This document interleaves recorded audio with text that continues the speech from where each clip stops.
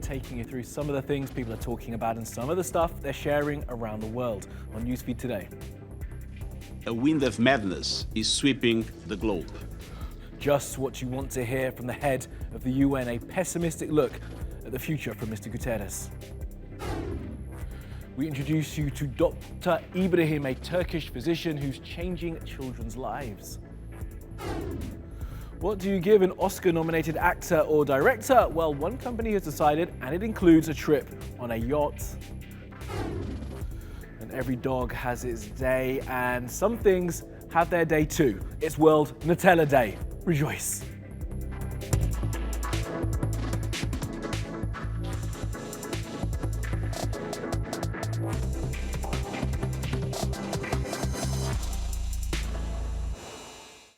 And it's top of our newsfeed, wind of madness. That's how the head of the United Nations has described the time that we're living in. Antonio Guterres has talked of vicious circles of suffering and conflict all around the world. A depressingly pessimistic outlook. Here's Saleh. I've spoken recently about winds of hope, but today a wind of madness is sweeping the globe. A dire warning from the man who heads the UN. And Antonio Guterres' gloomy outlook for the world didn't stop there. There is a feeling of growing instability and hair-trigger tensions, which makes everything far more unpredictable and uncontrollable, with a heightened risk of miscalculation. Guterres spoke about his priorities for the new year, and the Secretary General was clear about the places that give him sleepless nights: Libya, Yemen, Syria. And he says he's far from the only one sounding the alarm.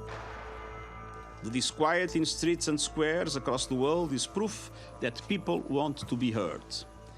They want world leaders to answer their anxieties with effective action.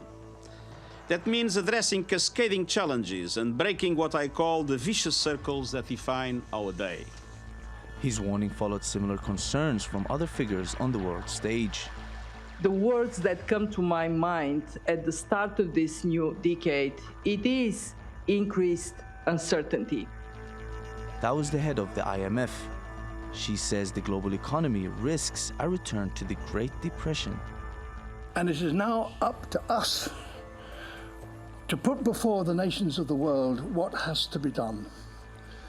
We don't need to emphasize to them or to you that the longer we leave it and not doing things but going on talking about the problems, the worse it's going to get.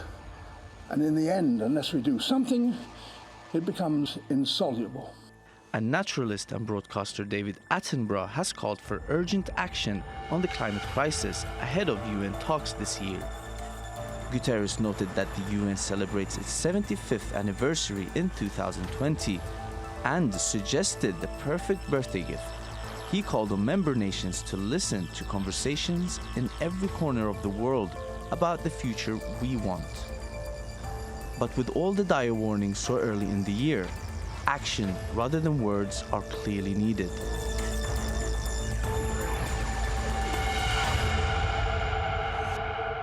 All right, let's take a look at some of the other things that caught our eye on social media.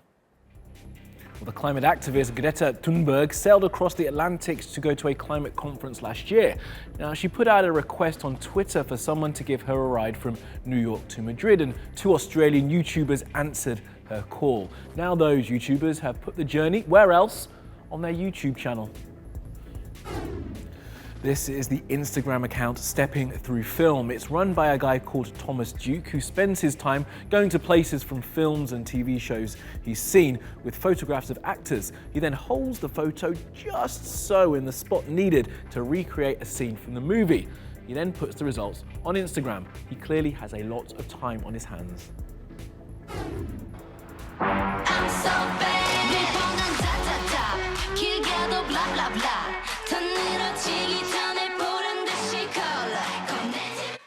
Sorry about that. This is a song by a K-pop group called Luna. The name has been a top trend all day for what may be one of the worst pieces of music I have heard in a long while. The song's called So What? Exactly. And next, a story from here in Istanbul. Our Erva went to meet a man who has dedicated his professional life to helping children born with a congenital condition that affects 1 in every 1,000 babies born around the world. And he does it all for free. Tayyip has the story. Meet Dr Ibrahim Alatash. As his patients and their parents say, he's more than just a physician to them. That's because he's changing their lives. They come to him because of a birth defect. My sickness is called Spina Bifida. I didn't choose this, but I have to live with it. It's hard to carry. The condition means no running, no walking, and difficulty controlling bladders and bowels. But Dr Ibrahim says Spina Bifida can be fixed if mothers come to the right place at the right time. Spina bifida occurs when the spine and the spinal cord don't form properly. It can be detached while the baby is in the mother's womb. Here in this hospital, we have around 1,800 long-term patients and 5,000 regular patients from all over Turkey. Here the examinations, operations, ultrasounds and MRI scans are all free of charge for patients with spina bifida. In this region, we are the only hospital where mothers 25 to 27 weeks into their pregnancy can be operated on.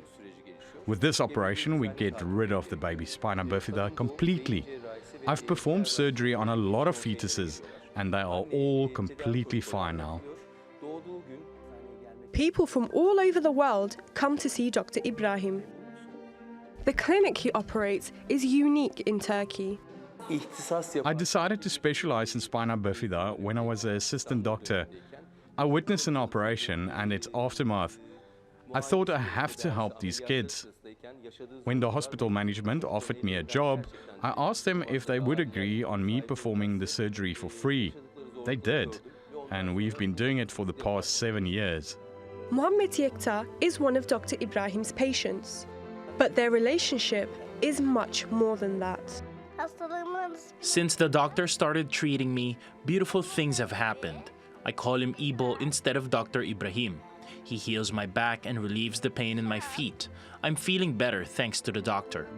It's not just his patients who benefit from these surgeries. The lives of the children's families also improve. Before consulting with Dr Ibrahim, Muhammad's mother Sundus says all her family could do was wait for a miracle. We walked into his room crying and we left smiling. From time to time, he has become our therapist. He empathizes with us, he consoles us. He has changed a lot in our lives. Thank God we know him. We have become powerful mothers thanks to him. He has given power to us. My child is healing thanks to him.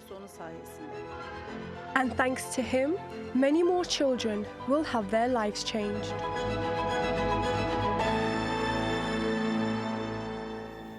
Okay, we'll keep spinning around the world now for some other stories you need to know this Wednesday. Well, Twitter has announced a new policy on fake and doctored videos. From now on, any media which Twitter finds to be synthetic, i.e. fake, or manipulated, i.e. doctored, will be given a label telling users so. It'll be made less visible, Twitter will warn people before they share it, and the piece of media may also be removed entirely.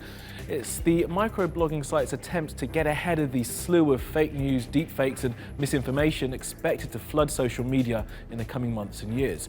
And while not yet an outright ban, it's at least a step in the right direction of fixing the problem. Now, one issue will be media in other languages, other than English. No word yet on how Twitter plans to deal with that.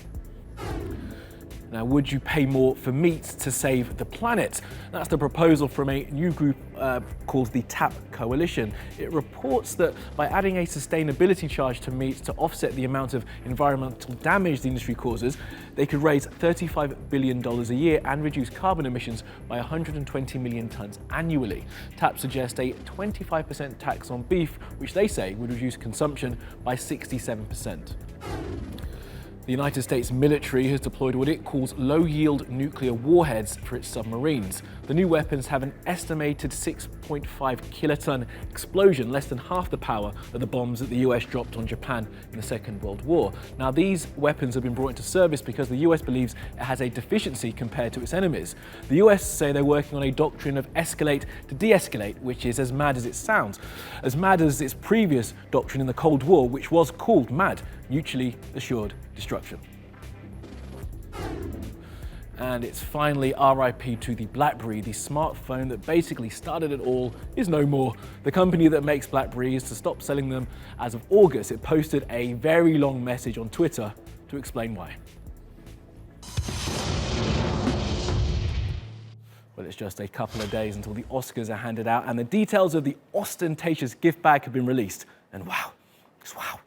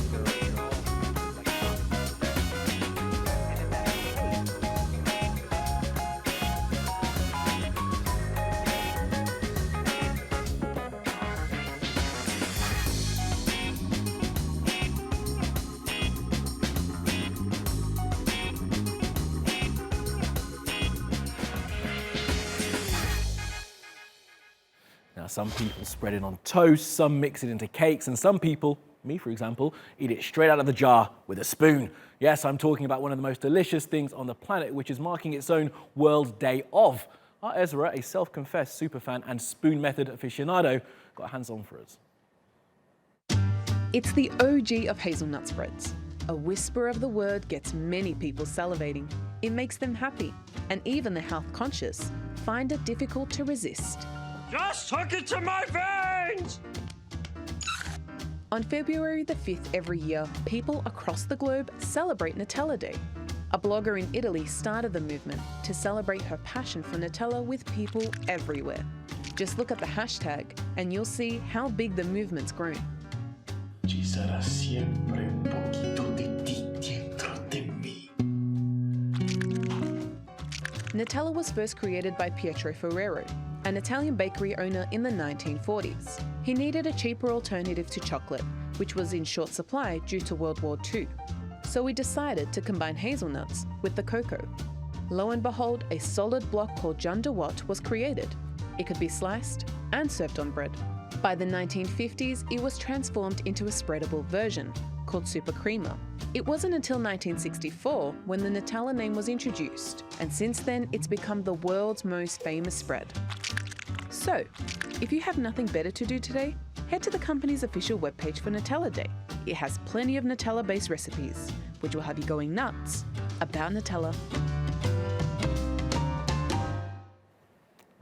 And last up, we have an animals doing stuff for you, and what these ones are doing is communicating efficiently. They are birds, but still.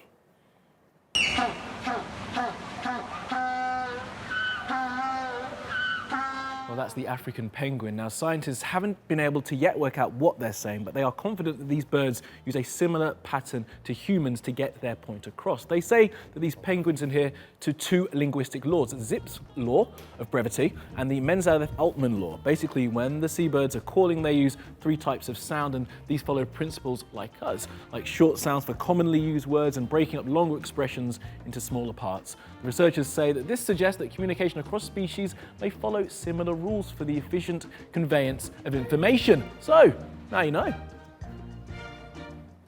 And that is all from the Newsfeed team. Reach out to me with your questions, comments, complaints and suggestions. You'll find me at Kamali Melbourne.